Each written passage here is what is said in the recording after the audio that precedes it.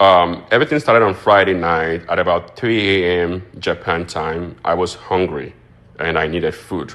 So I stepped out of my hotel and I was staying in Shinjuku area. So I went out of my hotel to go find food. So I ordered tequila sunrise at the bar. And my drink came, it was grooving, having a good time. I don't remember what happened. I blacked out. At some point, I remember I was throwing up. Drugged me. My wallet was stolen, everything. And I woke up next to another guy who the same thing had happened to. We're going to break this all down. I was walking on the street. I think the area is called Kabukicho, Kabu something. I don't know what it's called.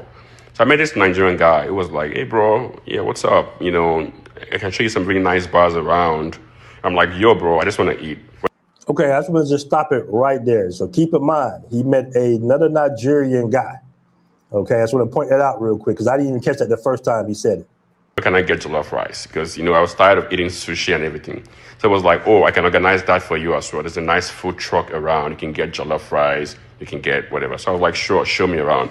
So he showed me this bar. I went in there and then I told him what I wanted to eat. And then, honestly speaking, 10 minutes later, he came with a plate of jollof rice and chicken. And then I ordered drinks. So I ordered tequila sunrise at the bar. And my drink came, it was grooving, having a good time. I ordered a second glass of the drink.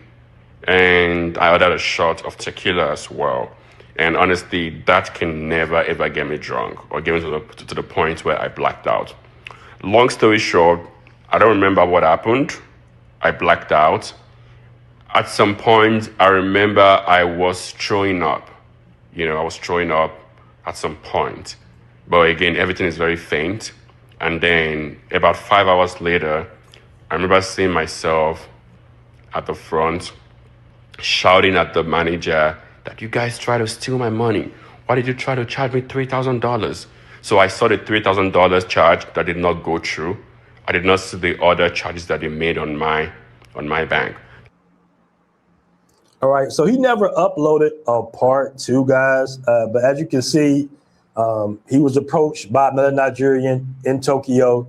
He was led to a place, and at some point they drugged him, and that particular business tried to charge him $3,000. I believe that he said they got $1,000 out of his bank account. Maybe he recovered it. I'm not sure. Japan is known to be one of the safest countries. Now, I did my research, to look into this to see if this happens quite frequently. Let's see. It's crazy because you come to Japan and you get attacked by African scammers. Oh, hey! But why is there a gang of African thugs scamming, robbing, drugging, and beating tourists in one of the most famous nightlife districts in Tokyo, in one of the safest and most ethnically homogenous countries on Earth? All right, so you heard it just there. All right, you heard it just there. This is not necessarily an isolated incident. So they drugged me. My wallet was stolen, everything. And I woke up next to another guy who the same thing had happened to. So I had to check in on America's greatest ally, Japan. Back up, back up. Hey, hey. I'm honored to die for my country. I'm not gonna fuck my country to any foreigner. Come on, let's go. Oh, we're thieves? You're a fucking criminal attacking people. All right, prepare for the chase. These fucking Nigerians pimping out women. You're real fucking tough, yeah? So, to make sure the third world plague wouldn't claim another victim, I met up with young James, a fellow American who moved to Japan for its safe, polite culture and was punched in the back of the head by an African scammer while walking through Kabukicho. A man said the third world plague. I think your friend behind us, legit. I swear to God, I think it's your friend. I think we found our friend here. Bro, be careful with your camera, please. You know what you're doing now. Huh? Be careful with your camera. There is camera there now. I see you. Camera? I'm warning you now. What do you mean you're onto me? Onto me for what? Onto me for what?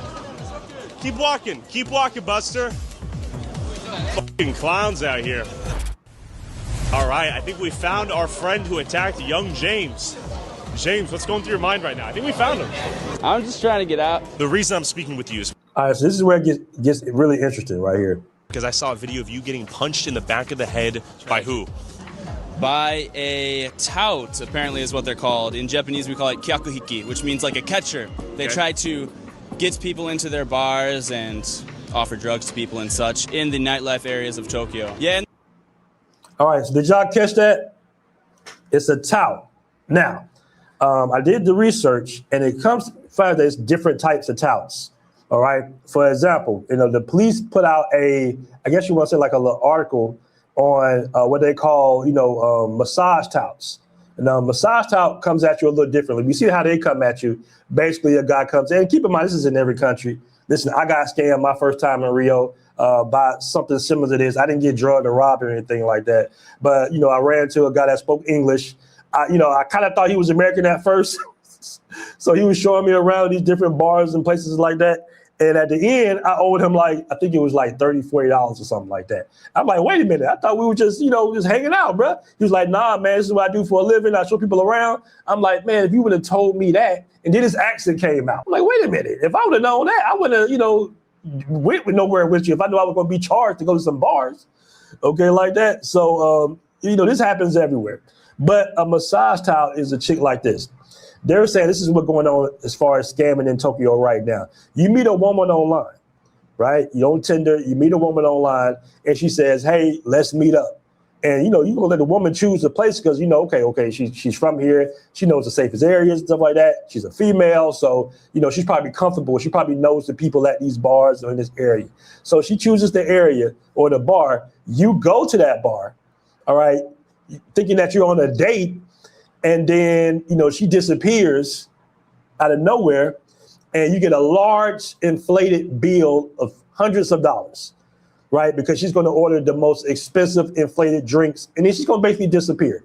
That also is a tout, okay? And believe it or not, is quite common for guys to get scammed in that way. All right, so you got different types of touts. So I'm sure you guys didn't really know this. Like I said before, Japan, of course, is much safer than Colombia, Medellin, Cartagena, and all like that. But it scams everywhere. So just keep that in mind, and it can get kind of crazy. You see the guys got, hitting the back of the head and all that good stuff like that. But just keep that in mind. Don't get led into a bar. It goes on further, and I didn't record it. I didn't play this video, but it goes on further of another guy being drugged and robbed. He woke up in a hallway with another guy that was drugged and robbed by, one of the African guys, Nigerian scammers. So if you get approached, you in Tokyo, and the guy says, hey, man, I know the best places. I know this, I know that. Just keep in mind, just say, ask Jeffrey AI or something like that and say, hey, man, this is legit. This is such and such. Is this guy validated? More or less, probably not. All right. They may charge you $100 for a bottle of water. Exactly. They did that in Chiang Mai as well. Now, I know International Zoe had mentioned himself being scammed or robbed in Chiang Mai. But believe it or not, I've heard that story several times. I've actually heard that story before of, you go into a karaoke bar and, they put up a cart next to you and all of a sudden you owe them, $500, $600, $700 or something like that. And all the bouncers come, big guys come and try to pretty much shake you down in order for you to get that payment up out of you. So just keep in mind that these scams can happen everywhere, family. These scams can happen everywhere, even in some of the safest environments in the world. Welcome to Thailand. ChatGPT said this was the hottest spot in town. Jeffrey, where the real hot spot at? 37 passport bros recommend Saruta nightclub. Best nights are Friday and Saturday. Oh boy, look at her. She said she want to come over tonight. Bro, do you even know her? Nope. You talked to her before? Nope. You met her? You met her before? Nope. Let's do a bad Chica check. A what? I recommend additional caution, potential risk detected. Multiple traveler warnings have been associated with this profile. Several community members reported negative experiences after meeting this individual. My recommendation, verify identity, meet only in public, and proceed with caution.